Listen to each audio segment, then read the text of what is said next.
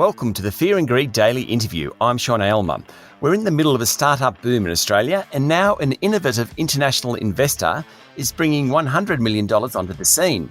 Clearco is the world's largest e-commerce investor, having put more than $2.5 billion globally into 5,500 startups across 3 continents. Australia will be the company's first Southern Hemisphere launch market.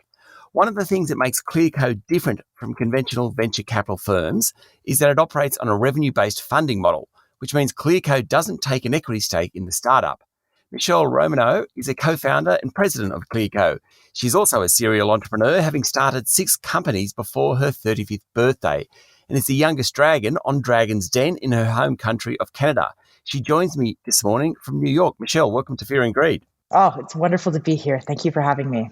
Michele, people like you make me exhausted. How can you have 6 companies before your 35th birthday? Oh, I didn't sleep very much. Right. It's pretty simple. No, I mean, I think the biggest thing is I started early, right? I started right out of engineering school, started my first business, which was, a caviar fishery. And then, the ball got rolling and just kind of took it from there. Okay, so you're an engineer by training, is that right? And what sort of businesses have you been involved in yourself?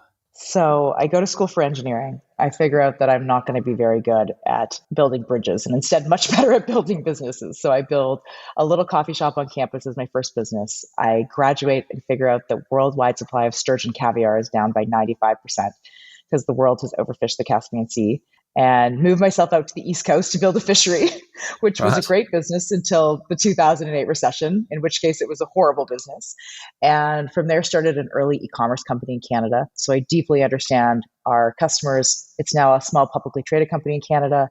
From there, built another app that was acquired by Groupon in 2014.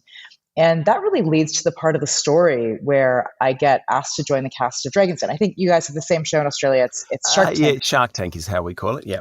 Exactly. But the same concept, entrepreneurs come on the show.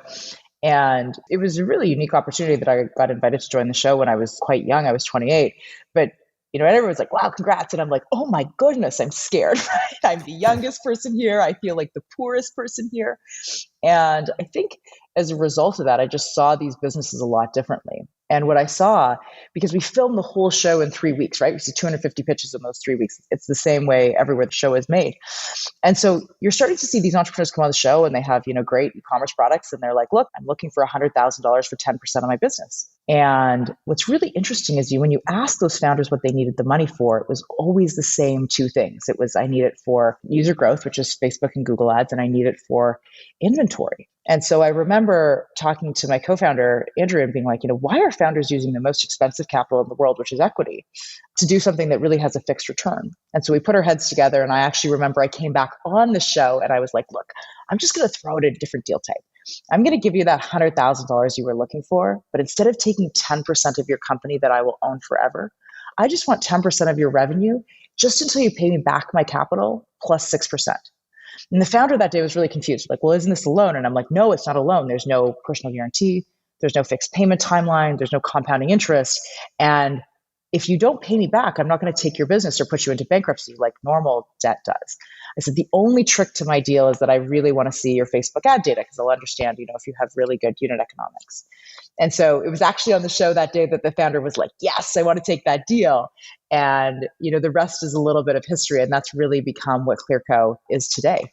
Okay, so let me get this straight. So revenue-based funding is all about, so it's not a loan because there are no guarantees, but it is about Clearco providing $100,000 in this example, being paid back on the basis of revenue plus whatever rate that is. Is that over 1 year, 2 years, 3? Is there a term involved? How does that, and what are the guarantees? No, there's no guarantees. So we have no personal guarantees on your business. That's why we really have to understand your data. If you don't pay us back, we don't put you into bankruptcy.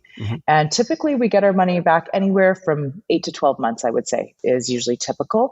And there's some companies that we've funded, 25 times, and we've scaled them from, $10,000 a month businesses all the way to $100 million businesses, because we will give companies between $10,000 up to $10 million. And is 6% a typical interest rate, or does that move around a bit? Yeah, so it's actually not an interest rate, it's a flat fee. So if we give you $100,000, you owe us $106,000. Right. If you take us 2 years to pay us back, you still owe us $106,000, which is why it's very different than an interest rate, because it doesn't compound or grow. You actually always know what it's going to cost you for that that capital. And yeah, if you spend our money on inventory or ads, it's always 6%. Wow, you must have very supportive shareholders of your business, Michele. Well, we really started a new model. And I can tell you, it's really funny being back in New York right now because, I mean, this is where we went to get our original capital base. And I can tell you there was 249 people on Wall Street that said no to us. They said, wow, you guys don't understand credit. You're going to lose all your money. You don't know what you're doing. And what we said is, look, I'd run an e-commerce business before. The success of e-commerce businesses is correlated to what your unit economics are, which means, after you make a sale and you subtract your product cost and your cost of ads, are you making money? And your growth rate and what audience sizes you'd penetrated. And so it took a long time and many years. I mean, we were schlepping around in 2016 and 2017 asking for this money. Yeah. And we were able to show investors that, in fact, we have way more businesses. I mean, we've put out $2.5 billion into founders' hands. Incredible amount of money. It's an incredible amount of money. And I just want to put that as a sense of scale for you. Like a huge venture fund in the US, like one of the big ones is maybe $1 billion fund. Yeah. And they deploy that capital over 7 years. I mean, we've done $2.5 billion in 6 years. So what we believe is that our market size is so much bigger. We are incredibly excited about the Australian marketplace because we know it's super tech savvy, lots of e-commerce companies, and really underserved. Yeah. So why Australia? We know there's tons of great e-commerce founders there. We don't think they're being served well by current options. And we can see that in terms of like the way that banks have set up and they've charged for their capital and they've had guarantees associated with them. And so we think there's just some incredible founders there that deserve a better capital option. And it's not necessarily what we would always think of as a digital company. You've also invested in like Beard Market and Vegan Grocery Store already in Australia, which aren't pure e-commerce plays, are they? Yeah, I mean, they have an e-commerce component, right? Like Beard Market has an awesome e-commerce part of it. So does Australia's Vegan Grocery Store. But a lot of these have, offline revenue as well. But as long as they have a digital component, we can get very excited about backing them. Michele, stay with me. We'll be back in a minute.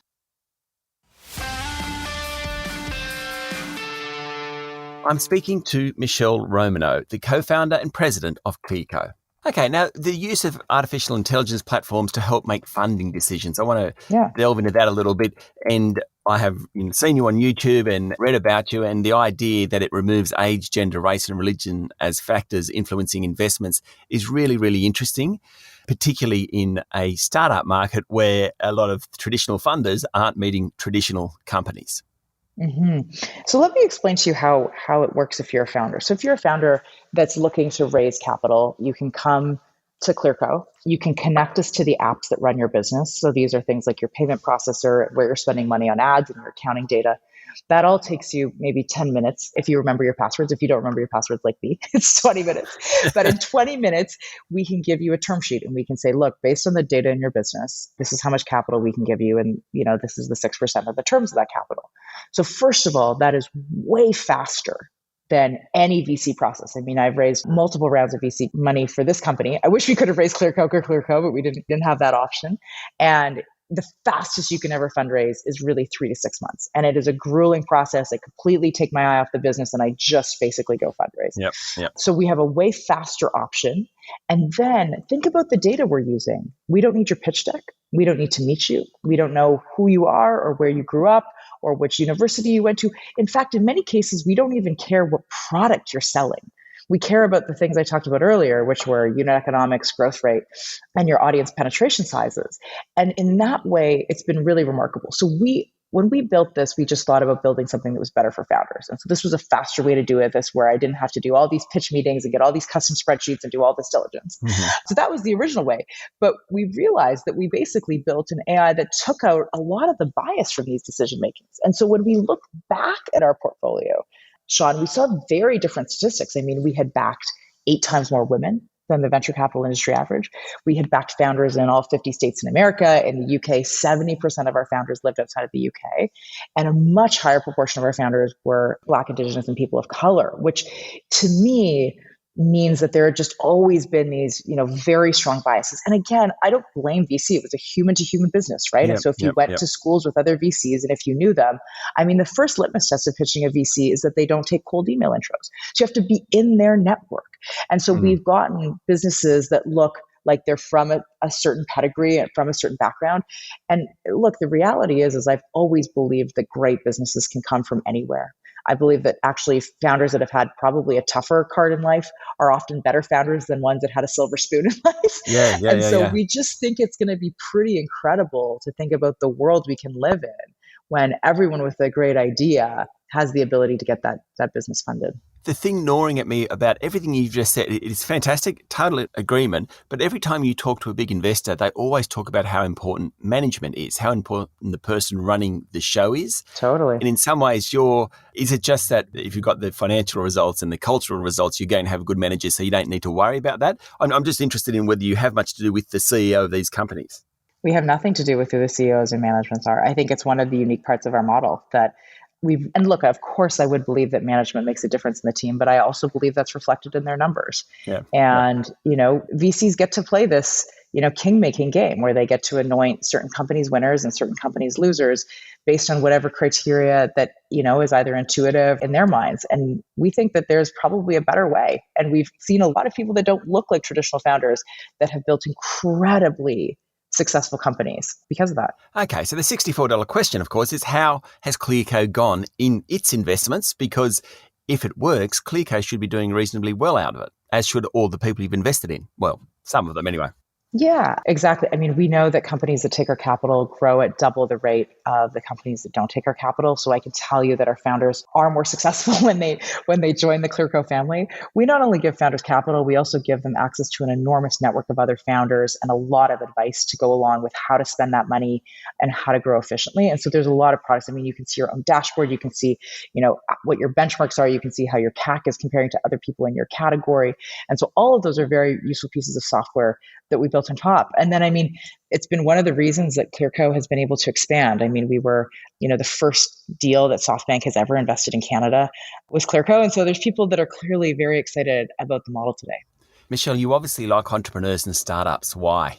Because I think they're our best bet to change the future and build the world that we want to live in. I look at all the solutioning we have and I think about even a big problem like, climate change, for example, right? Governments have spent trillions of dollars trying to make a dent on this. And the real people that have made a difference are, the entrepreneurs that built electric cars and trucks that people wanted to drive. The Nest thermostat made a meaningful difference in the US. And so they're just such a good channel to back. And I think that that's what I spent my career doing. I was not only a founder, so I understand that part of the journey and understand how hard this is and how the cards are really stacked against you.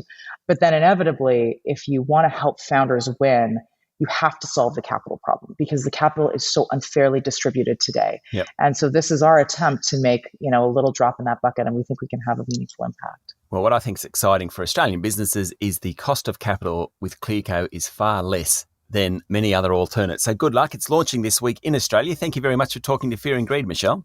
Oh, it was amazing to be here. Thank you for having me. That was Michele Romanow, the co-founder and president of Clearco. This is the Fear and Greed Daily Interview. Join me every morning for the full Fear and Greed podcast with all the business news you need to know. I'm Sean Aylmer. Enjoy your day.